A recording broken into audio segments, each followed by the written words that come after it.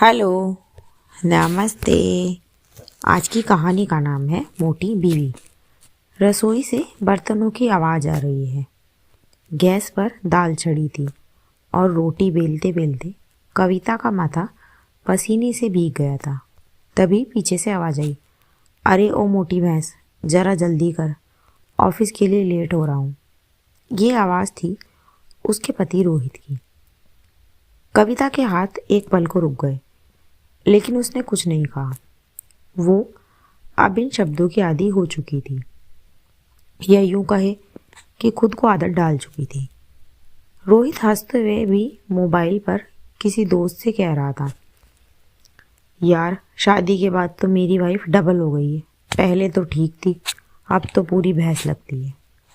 कविता के कानों में हर शब्द हथौड़ी की तरह लगा था। उसी वक्त उसकी सास कमला जी भी आ गई। उन्होंने ऊपर से नीचे तक कविता को देखा और बोली, सच ही तो कह रहा है मेरा बेटा, ज़रा खाना पीना कम कर दे। है ही तो इतनी मोटी, घर की इज्जत का भी तो सोच।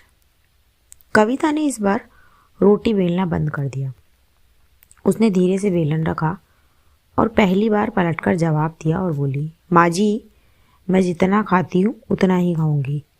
भूखी रहकर किसी को खुश नहीं कर सकती। ये सुनकर कमला जी तुनक गई और बोली, अरे सुनो तो इसकी ज़बान, शादी से पहले तो ठीक ठाक थी, अब देखो हाल। फिर कविता ने सीधा रोहित की तरफ देखा और बोली, जब शादी हुई थी तब मैं मोटी नहीं दिखी थी आपको?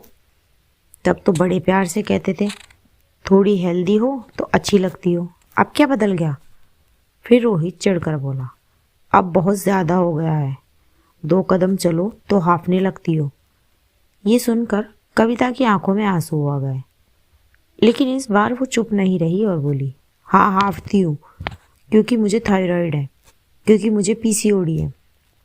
डॉक्टर ने कहा है कि मेरे हार्मोन्स बिगड़ रहे हैं। बढ़ता वजन मेरी लापरवाही नहीं, बीमारी है। कमरा एकदम से शांत हो गया। रोहित ने पहली बार उसे गौर से देखा और पूछा, क्या मतलब? फिर कविता बोली, हाँ मुझे थायराइड है। इसमें शरीर का मेटाबॉलिज्म धीमा हो जाता है और ये पीसीओडी है, जिसमें हार्मोनल असंतुलन की वजह से वज़न तेज़ी से बढ़ता है। मैं रोज़ दवा भी लेती हूँ, डाइट कंट्रोल करती हूँ, लेकिन ये कोई फैशन नहीं है कि आज चाहा और कल पतली हो गई। कमला जी थोड़ा असहज हो गई और बोली, तो पहले क्यों नहीं बताया? फिर कविता हंसी, लेकिन वो हंसी दर्द से भरी हुई थी और बोली, बताया था माँ जी, पर आपने कहा था डॉक्टर बहाने बनाते हैं। और रोहित, जब भी बोलने की कोशिश की आपने मेरा मजाक बना दिया। रोहित का चेहरा उतर गया। उसे याद आया, कविता रात को कई बार थक कर सोफे पर बैठ जाती थी। कभी कभी चुपचाप रोती भी थी, लेकिन उसने कभी गंभीरता से पूछा ही नहीं। फिर कविता ने आगे कहा, मैं मोटी हूँ, लेकिन क्या आपने कभी सोचा कि मैं कितनी कोशिश कर रही हूँ? सुबह वॉक करती हूँ, मीठा छोड़ दिया है, फिर भी शरीर साथ नहीं देता। पर सबसे ज़्यादा दर्द वजन से नहीं, आपके शब्दों से होता है। अब कमला जी की आंखें झुक गई। फिर रोहित ने धीरे से कहा, मुझे तो लगा तुम बस लापरवाह हो।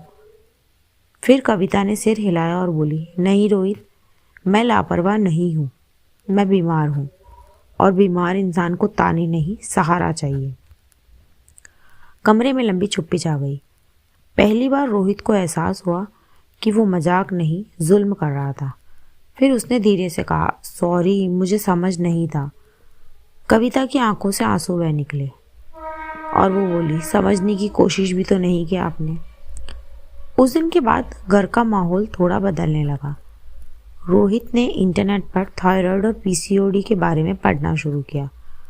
कविता के साथ डॉक्टर के पास जाने लगा। वॉक पर भी साथ जाने लगा। कमला जी भी अब ताना मारने से पहले रुक जाती। एक दिन मोहल्ले की किसी औरत ने कहा, अरे कमला जी, आपकी बहू तो काफ़ी मोटी है। इस बार कमला जी ने मुस्कुराकर जवाब दिया, मोटी नहीं, बहादुर है, बीमारी से लड़ रही है। कविता ने यह सुना। उसके चेहरे पर महीनों बाद सच्ची मुस्कान आई। उसने आईने में खुद को देखा। हाँ, वो अब भी मोटी थी, लेकिन अब उसे खुद से नफरत नहीं थी, क्योंकि उसे पता था वो आलसी नहीं, कमज़ोर नहीं, बल्कि एक योद्धा है। दोस्तों, हर मोटा इंसान लालची नहीं होता, हर बढ़ता वजन लापरवाही नहीं होता। कई बार उसके पीछे बीमारी होती है, हार्मोन्स होते हैं और अनकहा दर्द होता है।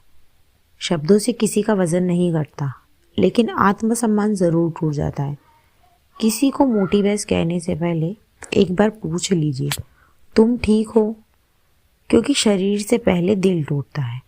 शब्दों से वजन नहीं घटता, लेकिन आत्मसम्मान ज़रूर टूट जाता है। इसी के साथ कहानी यही ख़त्म होती है। धन्यवाद दोस्तों, पूरी कहानी सुनने के लिए। अगर कहानी अच्छी लगी हो तो लाइक, कमेंट और शेयर करना ना भूलें। और हाँ, रोज़ाना ऐसी ही नई नई कहानियाँ सुनने के लिए मेरे चैनल को अभी सब्सक्राइब कर लें। मैं मिलती हूँ आपसे अगली कहानी में। तब तक अपना और अपने परिवार का रखिए ख्याल। थैंक यू सो मच दोस्तों। थैंक्स।